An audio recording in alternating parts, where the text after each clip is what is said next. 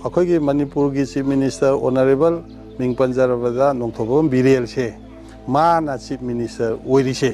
माजे अखोगी नहाना लौथोखरदौने लौथोकदौदो लौथोक्त्रिसे कईगिनो हाइबदा अखोगी कुकी इचिलिनाव सिंगना चीफ मिनिस्टर बिरेना चीफ मिनिस्टर ओइरदी वारी सानरोय हाइना मोइना हाइबगी लौथोकपा याददना लौथोक्त्रिने कईगुंबा मोइना लौथो हाइरमद्रदी माना हाइजरबनी मागी सिक्योरिटी दा लाब्स लेग्रे इंटेलिजेंस की दा असोइबे लेग्रे है तब नाना लौथोखरदौनेबा हौजिक लौथोक्तादे अखोइन यारोय मरमदे अखोइगी मणिपुर की चीफ मिनिस्टर अमबु मपालमदगी लाक्पा कुकीसिंगना अखोइगी चीफ मिनिस्टर ना श्री बिरेना चीफ मिनिस्टर ओइरदी वारी सानरो हेरगा कइदुबगी लौथो हंदोइनो अखोइना थिंगनेबा अदुना मोइना